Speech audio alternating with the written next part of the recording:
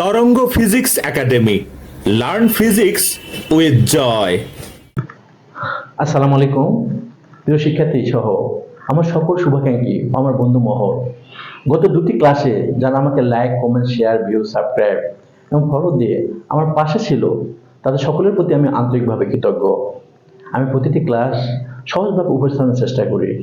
এখানে কিছু ত্রুটি এবং অপূর্ণতা থাকা আবশ্যিক। আমি শিক্ষার্থীদের আবারও অনুরোধ করব, তোমার এতটুকু দুর্বলতা ক্ষমা করে দিয়ে আমার পরবর্তী ক্লাসগুলো তোমার বেশি করে ফলো ও সাবস্ক্রাইব করবা। আর এই প্ল্যাটফর্মে আমার সাফল্যের একমাত্র রূপকারক তোমরাই। আজকে আমরা ভৌত জগৎ ও পরিমাপ অধ্যায়ের তৃতীয় ক্লাস শুরু করব। আজকের ক্লাসের মূল টপিক স্লাইড ক্যালিপাস। ক্ষুদ্র কোনো দণ্ড বা বস্তুর দৈর্ঘ্য নিখুঁতভাবে পরিমাপের জন্য যে যন্ত্র ব্যবহৃত হয় তাকে স্লাইড ক্যালিপাস বলে। স্লাইড ক্যালিপাসে মূলত দুটি স্কেল থাকে, একটি প্রধান স্কেল বা মূল স্কেল। প্রধান স্কেলের উপরে একটি স্কেল থাকে, তাকে সাহায্যকারী স্কেল বা ভার্নিয়ার স্কেল বলে। মূল স্কেলের ক্ষুদ্রতম এক ঘরের মান 1 মিলিমিটার, আর ভার্নিয়ার স্কেল মূলত 10 ঘরে, 20 ঘরে, 40 ঘরে, 50 ঘরে কিংবা 100 ঘরেরও হয়ে থাকে। তো ভার্নিয়ার স্কেলে ক্ষুদ্রতম এক ঘরের মান মূল স্কেলে ক্ষুদ্রতম এক ঘরের মানের চেয়ে সামান্য পরিমাণ ছোট। ভার্নিয়ার স্কেলে ক্ষুদ্রতম এক ঘরের মান মূল স্কেলে ক্ষুদ্রতম এক ঘরের মানের চেয়ে যতটুকু ছোট, সেই মানটাকে ভার্নিয়ার ধ্রুবক ভিসি বলে। তো ভার্নিয়ার ধ্রুবক ভিসি আমরা নির্ণয় করছি প্রধান স্কেলে ক্ষুদ্রতম এক ঘরের মান ডিভাইডেড ভার্নিয়ার স্কেলের মোট ঘর সংখ্যা। যদি 10 ঘরের ভার্নিয়ার স্কেল হয় তাহলে ভিসি ইকুয়াল পাবো আমি 1 মিলিমিটার ভাগ 10, 0.1 মিলিমিটার। একে সেন্টিমিটার করলে পাবো 10 দিয়ে ভাগ করবো তাহলে 0.01 সেমি। মিটার করলে 100 দিয়ে ভাগ করবো তাহলে পাবো 0.0001 মিটার। অনুরূপভাবে 50 ঘরের ভার্নিয়ার স্কেলের ক্ষেত্রে ভিসি সমান পাবো আমি 1 মিলিমিটার ডিভাইডেড 50, 0.02 মিলিমিটার। সেমি করলে পাবো 0.002 সেমি। মিটার করলে আমি পাবো 0.00002 মিটার। আমি যে দণ্ডের দৈর্ঘ্য নির্ণয় করব, সে দণ্ডকে স্লাইড ক্যালিপাসের চোয়ালে স্থাপনের পর ভার্নিয়ার স্কেলের শূন্য দাগ প্রধান স্কেলের যে দাগে অবস্থান করে সেটাকে প্রধান স্কেল পার্ট এম বলে। অর্থাৎ ভার্নিয়ার স্কেলের শূন্য দাগ বললাম, ভার্নিয়ার স্কেলের শূন্য দাগ প্রধান স্কেলের 1.4 সেন্টিমিটার দাগে অবস্থান করছে। তো সেক্ষেত্রে আমি প্রধান scale part M equal to পাবো 1.4 সেন্টিমিটার। পরবর্তীতে যদি 10 ঘরের ভার্নিয়ার স্কেল হয় সেক্ষেত্রে ভিসি সমান পাবো আমি 0.1 মিলিমিটার, 0.01 সেমি বা 0.0001 মিটার। তো শিক্ষার্থীরা এখানে আরেকটা বিষয় আছে, ভার্নিয়ার সমাপতন ভি। যে দণ্ডের দৈর্ঘ্য নির্ণয় করবো সেই দণ্ডকে স্লাইড ক্যালিপাসে স্থাপনের পর আমি প্রধান স্কেল পার্ট পাইছি এম ইকুয়াল টু 1.4 সেমি। আর যেহেতু 10 ঘরের ভার্নিয়ার স্কেল সেহেতু ভার্নিয়ার ধ্রুবক ভিসি ইকুয়াল টু পাইছি আমি 0.1 মিলিমিটার, 0.01 সেমি বা 0.0001 মিটার। পরবর্তীতে 10 ঘরের ভার্নিয়ার স্কেলের ক্ষেত্রে ভার্নিয়ার স্কেলের দাগ সংখ্যা থাকবে 9টি।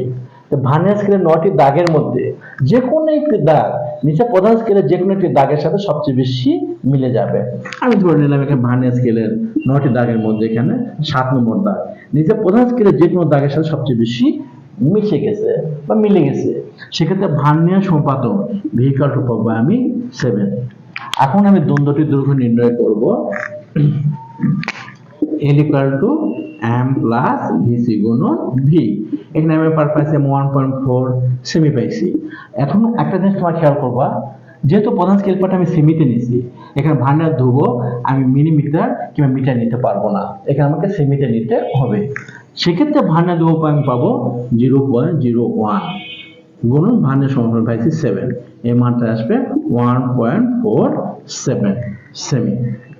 তো এখানে আরেকটা প্রশ্ন দেওয়া আছে, আমি দেখছি এই প্রশ্নটা বিভিন্ন বোর্ড পরীক্ষা বা ভর্তি পরীক্ষা বারবার দেওয়া আসছে বা বারবার আসছে। প্রশ্নটা ঠিক এভাবে দেওয়া থাকে যে ভার্নিয়ার স্কেলের এত ঘর প্রধান স্কেলের এত ঘরের সমান হলে ভার্নিয়ার ধ্রুবকের মান কত। যেখানে প্রধান স্কেলের প্রতি ক্ষুদ্র এক ঘরের মান দেওয়া হচ্ছে 1 মিলিমিটার। দেওয়া আছে ভার্নিয়ার স্কেলের 50 ঘর প্রধান স্কেল 49 ঘরের সমান, ভার্নিয়ার ধ্রুবক ভিসি এর মান কত। সেক্ষেত্রে আমি ভার্নিয়ার ধ্রুবক ভিসি পাবো প্রধান স্কেলে 50 গড়, ভার্নিয়ার স্কেলে 49 গড়ের সমান, ডিভাইডেড ভার্নিয়ার স্কেলে মোট ঘর সংখ্যা 50। এখন প্রধান স্কেলে ক্ষুদ্রতম এক ঘরের মান দেওয়া আছে 1 মিলিমিটার, তাহলে আমি পাবো 1 মিলিমিটার ডিভাইডেড 50। একইভাবে এই মানটাকে আমি সেমিতে বা মিটারে নির্ণয় করতে পারবো।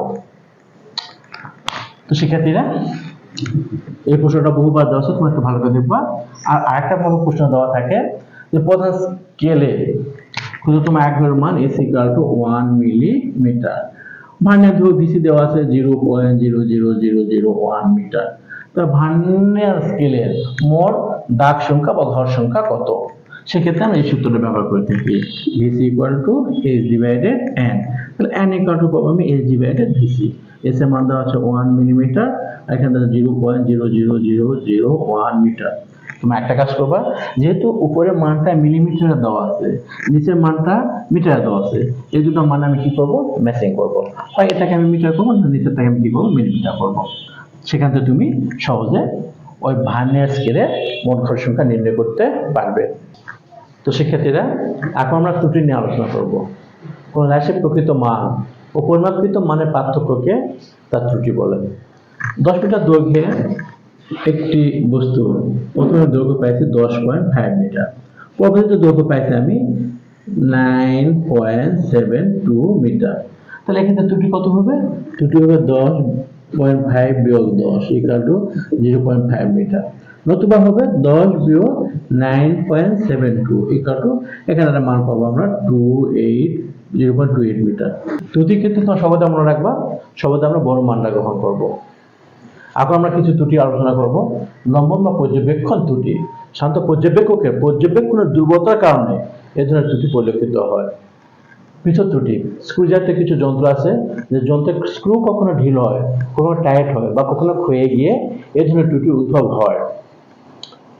লেভেল ত্রুটি, নির্দিষ্ট সাহায্যে কোনো কিছু পরিমাপের ক্ষেত্রে যদি সম লেভেল না হয় তাহলে এই ত্রুটি পাওয়া যায়।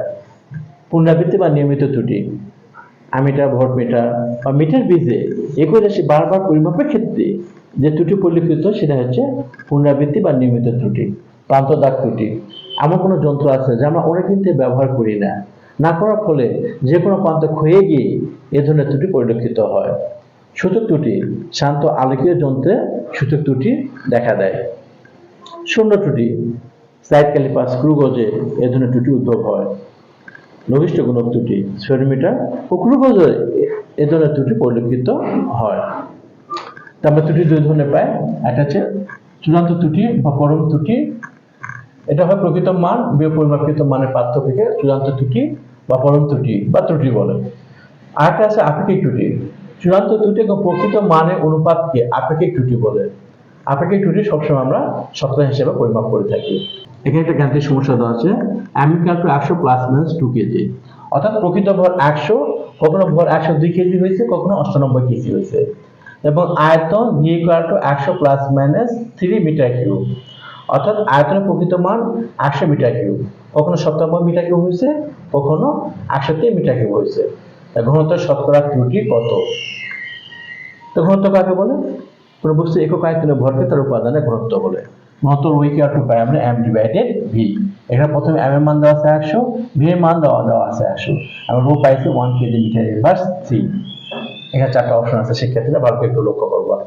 এখানে প্রথমে m ও v উভয় বৃদ্ধি করলে আমি ঘনত্ব রো এর মান পাইছি 102 ডিভাইডেড 103, এখানে 0.0990 কেজি মিটার ইনভার্স 3। তাহলে ত্রুটি কি পাবো?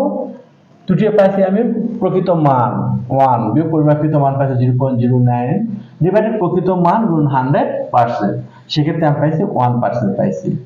দ্বিতীয় স্টেপে আমি m ও v উভয় হ্রাস করছি, m হ্রাস করে পাইছি 98 ভাগ 97, এখানে আমি ত্রুটির মান পাইছি 1%। তৃতীয় ক্ষেত্রে m বৃদ্ধি করছি, v হ্রাস করছি, এখানে মান পাইছি 102 ভাগ 97 1.05, তার ত্রুটি হবে 1.05 বিয়োগ প্রকৃত মান 1 ভাগ প্রকৃত মান গুণ 100%, আমি পাইছি 5%। পরবর্তীতে m হ্রাস করছি, v বৃদ্ধি করছি, ওটা আমি ত্রুটির মান পাইছি 5%।